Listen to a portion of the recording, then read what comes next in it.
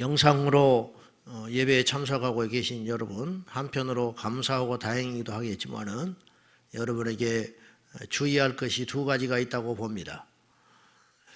제가 목사고 설교자인데 예를 들면 오랫동안 목회를 해오고 설교를 하다 보면 두 가지의 문제가 생겨요. 그 하나는 탈진입니다. 지치게 되는 거지, 지쳐. 계속 쏟아내기만 하니까 지치는 일이 벌어지고 번아웃이라고 그러죠. 탈진된다. 또 하나는 매너리즘에 빠지게 되는 거예요. 그냥 습관화 되는 거예요. 그래서 뭐 때문에 설교를 하고 있는지를 잊어버리는 거예요. 뭐 때문에 목회하고 있는지를 잊어버려요. 처음에는 그러지 않았는데 팽팽한 긴장감이 사라져 버리는 거죠. 그러면 탈진이나 혹은 습관화되는 거, 결과는 똑같습니다. 아주 나쁜 것입니다. 오늘 영상으로 예배하는 여러분들에게 이 두 가지를 경고를 하고 싶어요. 생각보다 길어지는 거예요. 처음에는 한 주만 영상으로 예배하자. 모든 교회들이 그랬어요. 어쩔 수 없구나. 가슴 아프지만 그러다가 두세 주 연장하자. 근데 학교 개학이 미뤄지듯이 계속 영상 예배가 미뤄지고 있습니다. 그렇다 보니 우리 성도님들도 어쩔 수 없이 고육지책으로 최선이 아니면 차선으로 영상 예배를 참석하고 계시는데 여러분들이 이 두 가지 함정에 빠질 수 있다는 거예요. 첫째, 이게 도대체 뭐지? 그 영적 우울증이 와버리는, 영적 우울증. 그거 좋지 않아요. 항상 기뻐하라 하셨으니까 우리가 심각하게 대응을 하되 우리 마음이 우울함이 오면 안 돼요. 그래서 영적 우울증을 겪지 않도록, 탈진되지 않도록 조심해야 되고, 또 하나는 나름대로 이것도 좋네, 이런 생각이 쑥 들어와요. 옳지 않아요. 그러면 긴장감이 떨어지게 되는 것이고 나중에 현장 예배가 시작될 때 불편하다, 귀찮다, 그때가 좋았다, 이런 아주 악한 생각이 들어올 수 있기 때문에 지금 비상시국이기 때문에 어쩔 수 없이 이렇게 하지만 우리의 마음은 여러분 각자의 성전에 와 있어야 하고 긴장감이 놓치지 말아야 하고 영상 예배를 드린다 할지라도 여러분들이 옷 매무새나 마음 자세가 흐트러지지 않도록, 그래서 제가 예배를 보는 자가 되지 마라, 예배를 드리는 자가 되어라, 제가 그렇게 말씀드렸어요. 새벽에 제가 타일을 안 하는 것을 여러분 이해하시고, 제가 개척하고 한 7, 8년 새벽마다 타일을 맸어요. 그리고 1년을 고민을 했어요, 제가. 사람이 그 습관이라는 게 그렇게 무섭더라고. 아침마다 새벽에 타일을 매면서 이게 되게 불편하거든요. 야, 이거 안 하면 안 될까? 1년을 고민을 했어. 이거 안 하고 가면 어쩔까? 그리고는 성도들한테 양해를 구하고 새벽에 제가 타일을 내일부터 안 할랍니다. 그랬더니 성도들은 아무 생각도 없어. 네가 뭐 타일을 매든지 말든지 설교나 잘하면 되지, 이런 느낌이야. 그래서 그때부터 이제 새벽에 타일을 안 하게 됐는데 이게 이제 그렇게 오랫동안 고민을 했어요. 여러분, 항상 모든 예배는 중하고 엄중하기 때문에 그거 놓치면 안 됩니다. 자, 오늘 에레미야서 17장, 하나님께 저주받은 사람들의 세 종류가 있더라. 오늘 성경 가르쳐줘요. 우리가 그 부류에 들어가고 있는지 혹은 어떻게 들어가지 않아야 되는지 알아야 합니다. 5절, 하나님께 저주받은 사람들 세 종류. 5절, 여호와께서 이와 같이 말씀하시니라. 무릇 사람을 믿으며 육신으로 그의 힘을 삼고 마음이 여호와에게서 떠난 그 사람은 저주를 받을 것이라. 첫째, 사람을 믿는 자. 이 말은 사람을 의지하는 자, 그런 뜻으로 표현할 수 있죠. 사람을 의지하고 바라고 그 사람에게 뭘 기대하고 저 사람만 믿으면 내 인생이 된다, 이런 생각을 하는 거. 누구든지 사람은 그런 본능이 있어요. 부모는 자식을 믿고, 자식은 힘 있는 부모를 의지하고, 또 친구는 친구를 의지하고, 그럴 수 있잖아요. 측근들이 생기고 서로 동업자가 생기고 동지들이 생기는 것이죠. 힘 있는 사람, 또 나보다 지혜로운 사람, 그런 사람을 의지하는 것이 당연한 이치예요. 그래서 어디 가서 은근히 나 이 사람 알아 뭐 이런 거 자세히 과시하고, 또 우리 집안이 이런 집안이야 뭐 이런 거 은근하게, 지금은 별것 없지만 옛날에는 이렇게 대단했어 뭐 이런 소리 하거든요. 다 그래요. 문제는 그런 본능 자체가 문제가 아니고, 사람을 의지하는 순간 어떤 일이 발생하냐, 필연적으로 하나님을 의지하지 않게 된다는 거예요. 그 결과 기도가 없어지는 거예요. 그 결과 하나님 앞에 이 간절하게 매달리는 마음이 없어져요. 그러고 보면은 어떻게 되느냐, 나중에는 손해보는 인생이 된다. 결국은 망하는 인생이 된다 이 말이에요. 두 번째, 육신으로 그의 힘을 삼는 사람. 육신으로 그의 힘을 삼는, 이 육이라는 말은 이렇게 좁은 의미로는 힘, 육체에 힘 쓰는 거, 그걸 의미하지만 넓은 의미로 말하면 세상적인 거, 하나님이 원치 않는 세속의 어떤 것들, 문화, 어떤 힘, 어떤 그런 조직 같은 거, 그걸 전부를 의지하는 거예요. 힘의 근원이 육신에 있다. 물질이 육신이에요. 힘의 근원이 세상의 권세에 있다. 세상의 능력, 세상의 학벌, 세상의 외모, 이런 것들이 바로 육신으로 그의 힘을 삼으려는 사람들이다. 심지어는 주의 일을 하면서도 육신의 것을 닥지닥지 갖다 붙이는 사람이 있어. 학벌, 배경, 뭐 우리는 집안이 몇 대 예수 믿는 집안이네. 내가 목회하는 뭐 우리 일가 친척의 목사가 몇이네. 이게 영적인 자랑인 것 같지만 사실은 육적인 자랑이에요. 육적인 자랑. 그렇잖아요? 우리는 이렇게 믿음이 좋은 집안이다. 그냥 조용히 있으면 이것이 귀한 것이지만 나타내는 순간 그건 육의 자랑이 돼버리고 만다. 기도를 하면 남이 알지도 못하게 기도하면 되는 거예요.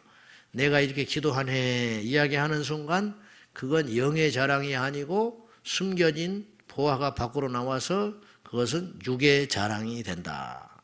우리 교회가 이마이마한 큰 교회고 영향력 있는 교회네. 주님이 알아주면 되는 것인데 그걸 말하는 순간 그건 육신의 자랑이 된다 이 말이죠. 우리 모두가 참으로 삼가 조심하여, 이런 습관들이 다 있습니다. 저에게도 있고, 그래서 하루를 지내면서 그런 것에 대하여 굉장히 후회하고 부끄러워하고 잠을 자거든요. 그럼 그 다음날 안 그래야지. 그런데 또 그 짓을 하고 있어요. 이것들이 완전히 뿌리 뽑혀서 십자가에서 죽는 날이 저와 여러분에게 속히 오기를 축복합니다. 세 번째는 그 마음이 여호와에게서 떠난 그 사람. 마음이 여호와에게서 떠났다. 껍데기만 와 있는 거예요. 껍데기. 직장을 다니는데 껍질만 직장에 와 있어. 마음은 밖에 있어. 다른 회사 어디 가볼까 틈만 나면 뒤적거리고 있어. 그건 틀린 거라 이 말이에요. 틀린 거예요. 아무리 뭐 제 시간에 와 있고 뭔가를 하는 것 같아도 그건 틀린 거야. 결혼한 부부가 마음이 옛날 애인에게 가 있다. 껍데기만 와 있는 거예요. 영혼이 없다. 얼마나 이게 슬픈 일이에요. 근데 시간이 지나면 다 드러나요. 우리가 하나님 앞에 올 때도 그렇단 말이죠. 우리의 마음과 뜻과 힘을 다하여 하나님을 사랑하며 예배하는 사람과 신용만 내는 사람하고 이건 완전히 다르다 이 말이죠. 목회를 하면서도 항상 담 넘어 다른 것만 보는 사람이 있어. 어느 교회가 나왔네. 그러면 이제 이력서나 쓰고 몰래 보내고, 예? 어디 자리 있나 이렇게 두리번하고. 자기가 힘드니까. 제가 분명히 말하는데 그렇게 해서 다른 데 간 사람은 10배나 더 힘듭니다. 하나님이 거기에서 견디라고 환경과 연단을 주시는 거거든요. 못 견뎌요. 못 견뎌요. 광야는 반드시 필수 코스로 거쳐야 되는 거예요. 광야를 거쳐야 가나안 땅에 들어가요. 아무리 뭐 여기 앉았다 저기 앉아있다 자리가 나빠서 그러고 있는 게 아니거든요. 내가 하나님과의 관계 속에서 잘못돼서 그런 것이거든요. 근데 그걸 뜯어고칠 생각은 안 하고 자리가 나빠서 뭐 때를 잘못 만나서 이런 생각에 젖어 살면 하나님께서 역사할 틈이 없다는 거예요. 광야에서 주님 앞에 무릎 꿇고 하나님의 기적을 경험하며 끊임없이 애굽의 묵은 때를 씻어내면서 그 시간들을 어떤 사람은 1년 만에, 어떤 사람은 40년 만에, 어떤 사람은 죽을 때까지 못 벗어나는 그런 경우가 있다. 우리는 속히 이 광야의 연단을 지나고 하나님께 쓰임받기를 축복합니다. 그럼 반대, 이게 대조법이죠. 하나님에게 저주받은 심령이 있는가 하면 하나님께 복받은 인생도 있다. 네, 복받은 인생. 그것을 비유로 이제 이렇게 말을 했는데 어떤 사람이냐? 7절, 8절 시작. 제가 읽을게요. 그러나 물은 여호와를 의지하며 여호와를 의뢰하는 그 사람은 복을 받을 것이라. 어떤 복을 받느냐? 그는 물가에 심어진 나무가 그 뿌리를 강변에 뻗치고 더위가 올지라도 두려워하지 아니하며 그 잎이 청청하며 가무는 해해도 걱정이 없고 결실이 그치지 아니함 같으리라. 예. 사람을 믿는 사람, 육신으로 그의 힘을 근원을 삼는 사람, 마음이 하나님께 떠난 사람, 이런 사람이 아니고 여호와를 의지하고 여호와를 의뢰하는 그 사람은 다음과 같은 복을 받는다. 어떤 복을 받냐? 8절이죠. 물가에 심어진 나무. 그 뿌리가 강변에 뻗쳐 있어가지고 더위가 온다 할지라도 절대로 죽지 않는다. 네. 주변의 환경은 척박해. 가뭄이 왔어요. 땅이 말라 있어. 그러나 알고 봤더니 그 나무는 푸르청청이 열매를 맺어. 그 이유가 뭘까? 그 뿌리는 깊이 강변에 뻗쳐 있어서 강변이 마르지 않는 한은 그 나무는 고사하지 않는다. 그 강변이 뭐냐? 생명수 대신 예수님을 의미하는 것 아니겠습니까? 예? 지금 이 말씀 읽으면서 뭐가 생각나요? 시편 1편. 복 있는 사람은 악인의 길을 쫓지 아니하고, 그러면서 마지막 절에 뭐라고 그랬어요? 저는 시냇가에 심기운 나무와 같더니 때를 따라 과실을 맺는 푸르청청한 나무와 같다. 시편 1편 말씀과 아주 비슷하잖아. 예? 그렇지 않아요? 우리에게 더위가 왔어요. 우리에게 기근이 왔어. 우리에게 어려움이 왔어. 어렵지요. 온 나라가 기근 들었는데 어떻게 나 혼자 살 수 있겠어? 온 나라가, 지금 우리나라만의 문제는 아니잖아요. IMF는 우리나라만의 문제였어요. 그러니까 우리만 정신 차리면 회복이 됐어요. 그러나 지금은 전 세계에 덮친 재앙이에요. 그러니까 이건 IMF보다 10배 힘드는 일이라는 거예요. 지금은 우리가 태풍의 중앙에 있기 때문에 잘 몰라요. 무슨 말인지 아시죠? 비가 막상 올 때는 무서운지를 몰라요. 비가 그치고 물이 불어나는 게 무서운 거예요. 산에 고여있던 물이 막 내뱉고 내려올 때, 그리고 강물이 불어날 때가 무서운 거예요. 태풍이 중앙에 있을 때는 모르는 거라니까. 이 태풍 가장자리 가양으로 가면은 이것이 이제 바람이 손결에 치기 시작하니까 무서운 거야. 지금은 우리가 실감을 못하고 있어요. 이제 몇 달 후, 몇 년이 지나면서 이게 혹독한 시간이 얼마나 갈지는 모르겠어. 그러나 여러분이요, 우리는 두려워하지 말고 소망중의 주를 의지해야 되는데, 가뭄이 아무리 들어도 우리의 뿌리가 예수 그리스도의 생명, 그곳에 우리가 뿌리를 내리면 우리가 승리하고 살아갈 수 있는 것입니다. 우리가 회개하되 낙심하지 마라. 우리가 잘 분별하고 하나님 앞에 우리를 돌아보되 자책하지 마라. 이것이 하나님의 뜻이라고 생각합니다. 세상에서 제일 더러운 게 뭐냐? 유명한 말씀이 오늘 9절에 있죠. 자, 9절, 10절 시작. 만물보다 거짓되고 심히 부패한 것은 마음이라. 누가 능히 이를 알리오마는 나 여호와는 심장을 살피며 배부를 시험하고 각각 그의 행위와 그의 행실대로 보응하나니. 그랬어요. 예수님도 이와 비슷한 말씀을 하신 적이 있어요. 너희 입으로 들어가는 것이 너희를 더럽게 하는 것이 아니다. 하나님 우리를 얼마나 잘 만들었는지 보세요. 우리 입의 감각이 얼마나 뛰어나냐면, 같이 밥을 먹고 막 먹었는데 음식을 집어삼켰는데 뭐가 하나 딱 걸려. 머리카락이 하나 딱 걸려. 우리 입은요, 이 혀의 감각이라는 것은 머리카락 하나도 건져내버려. 양치질하다가 가끔 그런 경험들 하시죠? 양치질 개운하게 했는데 뭔가 불편해. 보면 조그만 눈썹 같은 게 하나가 입안에 들어가 있을 때가 있어. 그거 하나도 딱 걸러내버려. 작은 눈에 보이지 않는 티끌이 눈에 쑥 들어오면 막 바위가 굴러다니는 것 같아. 하나님께서 그렇게 우리를 예민하게 지켜주시고 보호하시는 거예요. 근데 밖에서 들어오는 건 그렇게 우리가 철저히 걸러요. 뭐 몸에 나쁘다 안 먹어버려요. 그날로 망해버립니다. 그 회사. 뭐 어느 업체가 뭐 어쩐다. 그날로 안 가버려. 검증도 안 된 거고 사실은 몇백 개 업체 중에 하나인데 안 가버려. 그렇게 자기에게 들어오는 것을 경계하고 무서워해요.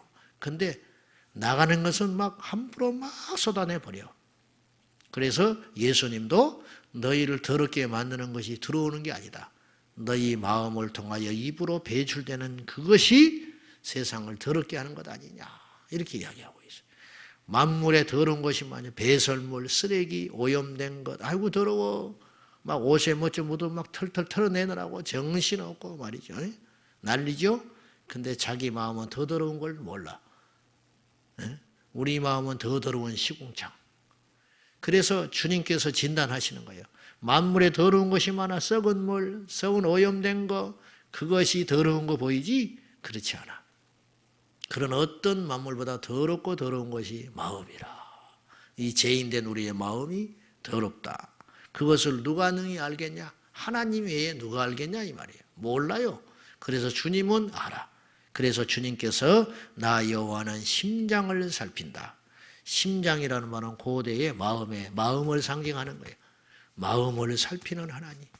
마음이 변하면 그 인생이 변화되는 거예요. 그래서 회개는 메타노이아, 마음의 변화, 마음의 돌이킴을 회개라고 하는 거예요. 마음이 돌이키는 거. 마음이 안 변하면 하나도 달라지는 게 없어요. 말이 바뀌어도 마음이 안 변하면 또다시 옛날 말을 써. 몸의 행실이 뭐 고생을 한다든지 뭔가 충격을 받으면 조금 바뀌는 것 같아요. 그럼 며칠 가요. 근데 마음이 안 바뀌어요. 마음이 안 바뀌니까 며칠 지나면 다시 원상태로 돌아와요. 진정한 변화는, 진정한 정결함은 우리 마음에서 시작되는 것입니다. 그래서 주님은 우리에게 너희의 마음을 지키라 그렇게 말해요. 우리 마음에 더러운 것이 들어오면 안 돼요. 우리 마음에 악한 것이 피어나면 안 되는 것입니다. 우리의 마음을 지키는 것. 마음이 어떠하는 것이 그 사람이다. 이렇게 생각하고 오늘 한 날 우리의 마음이 요동치거나 마음이 불안해하거나 마음이 오염되지 아니하도록 우리의 중심을 하나님께로 향하기를 축복합니다. 자, 이제 우리가 이 시점에서 하나님 앞에 기도해야 할 제목이 14절에 있습니다. 제가 14절 읽고 오늘 말씀 마치려 합니다. 자, 예레미야는 같은 표현을 또 썼어요. 13절 후반절에 보면 생수의 근원이신 여호와를 버렸다 그랬죠. 이게 1장에도 나온 표현이잖아요. 너희들이 두 가지 악을 범했다. 기억나십니까? 생수의 근원 대신 하나님을 버린 것과 혹은 두 번째는 먹지도 못할 물을 가두어 터진 뚝을 만든 것이다. 이거 두 가지예요. 자, 그 표현을 또 다시 썼습니다. 14절 여호와여 주는 나의 찬송이시오니 나를 고치소서. 그리하시면 내가 낫겠나이다. 나를 구원하소서. 그리하시면 내가 구원을 얻으리이다. 아멘. 여호와여 주는 나의 찬송이십니다. 나를 고치소서. 이 땅을 누가 고칩니까? 하나님. 이 역병과 재앙을 누가 고치십니까? 하나님. 하나님이 고치시면 내가 낫겠나이다. 세상 사람들은 이렇게 말을 하면 이렇게 되들어요. 의사가 고치지 하나님이 고치냐? 몰라서 그래. 그 의사는 누가 세웠는데? 약이 고쳤지. 예수 믿는 것들 말이지. 맨날 우리가 지금 잘못한 게 많기 때문에 할 말이 많지만 못하고 있지만은 사실을 알아야 돼요. 실상을 알아야 돼. 우리가 잘못한 건 잘못한 것이고 하나님의 영광과 능력은 별도의 문제예요. 자, 의사가 고친다. 약이 고친다. 백신이 나오기를 기다리고 있다. 백신도 누가 만들게 해줘야 되는데, 누가 지혜를 줘야 되는데, 누가 힘을 줘야 되는데, 심고 물 주면 그냥 쑥쑥쑥 천만에. 하나님이 햇볕도 줘야 되고 하나님이 기후를 조정해야지. 내일 결실하는 날이야. 그날 저녁에 태풍이 와서 쓸어가 버릴 수 있는 거야. 그러므로 우리가 무지한 세상의 소리에 미혹되어서 흔들리지 말고 주께서 고치시면 내가 낫겠나이다. 주께서 구원하시면 내가 살겠나이다.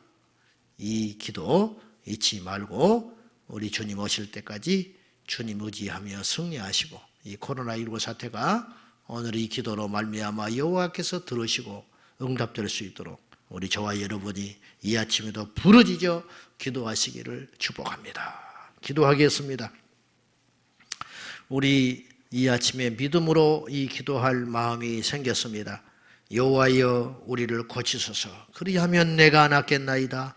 여호와여 우리를 구원하소서. 그리하면 우리가 구원을 얻겠습니다. 우리 하나님께 모든 걸 의지하고 손 들고 항복하며 하나님 속히 이 재난이 지나가게 하여 주시사 연약하고 힘없는 백성들이 고통받지 않게 하시고 여호와의 몸된 교회들이 하나님께 속히 예배가 진행되게 하여 달라고 우리 하나님 앞에 간절히 약한 자들을 위하여 이웃을 위하여 중보하며 나가겠습니다. 하나님 아버지, 주님은 우리의 구원이시고 주님은 우리의 자랑이시고 주님은 우리의 찬송이시니이다. 여호와여 고치소서. 그리하면 우리가 나을 수 있습니다. 여호와여 구원하소서. 그리하면 우리가 구원을 받을 수 있습니다. 주여 이 제목으로 기도하오니 우리를 붙잡아 주시옵소서. 그동안 우리가 사람을 믿었습니다. 그동안 우리가 육신의 힘을 의지하였습니다. 그동안 우리가 마음에서 여호와를 떠났나이다. 껍데기만 우리의 육신의 겉껍질만 주님 앞에 나왔고 흉내만 내고 살았습니다. 기도하는 척, 예배하는 척, 봉사하는 척, 사랑하는 척, 믿음 있는 척 하고 살았는지 모르겠습니다. 아버지 하나님, 이 지난날의 모든 죄악과 실수와 과오들을 하나님 앞에 회개합니다. 만물 중에 더럽고 더러운 것이 내 마음입니다. 속으로 미워하고 시기하고 쟁투하고 원망하고 하나님 앞에 불의하고 간음하여 이 시간까지 왔나이다. 우리의 마음부터 정결케 하여 주십시오. 우리의 마음부터 깨끗하게 하여 주십시오. 우리의 마음과 겉이 하나 되게 하시고 속과 겉이 동일하여 우리의 중심을 살피시는 하나님 앞에 무너지지 아니하도록 도와주십시오. 여호와여 고치소서. 그리하면 낫겠나이다. 여호와여 구원하소서. 그리하면 구원을 얻겠나이다. 아버지 하나님, 오늘도 저 전방에서 싸우고 있는 육신의 질병과 코로나 바이러스와 제전방에서 싸우고 있는 의료진들과 수많은 모든 숨겨진 영웅들을 지켜주시사 이 나라 이 민족 세계 열방에서 이 코로나 전염균이 예수 그리스도의 이름으로 떠나가게 하여 주시고 진정되게 하여 주소서. 이 위력이 아버지 하나님 꺾이게 하여 주시고 주님 이 바이러스가 물러가게 하시고 이 바이러스를 이길 수 있는 이 약이 속히 나올 수 있도록 하나님 지혜를 부어주십시오. 아이디어를 주십시오. 생각을 주십시오. 기회를 주십시오. 주여 약을 주소서. 구원하소서. 여호와여 주는 우리의 찬송이시니 우리를 고치소서. 그리하면 우리가 낫겠나이다. 우리를 구원하소서. 그리하시면 우리가 구원을 얻겠습니다. 주님, 주님이 치료자가 되십니다. 주님만이 구원자가 되십니다. 인간의 지혜, 인간의 능력 바벨탑 쌓고 자랑하더니 이 지경이 되었나이다. 속히 오소서. 속히 진노를 푸시고 구원의 길을 열어주시고 치료의 길을 허락하여 주시옵소서. 우리 마음의 중심이 정결케 하시고 하나님께로만 향할 수 있도록 도와주셔서 우리가 어디서 무엇을 하든지 우리 중심의 제1로 우리 주님, 그 주님을 놓게 하여 주옵소서. 예수 그리스도의 이름으로 간절히 기도하옵나이다. 아멘. 주여 주여 주여. 전능하신 아버지, 여호와께 우리의 마음을 드리나이다. 여호와께 우리의 중심을 드리나이다.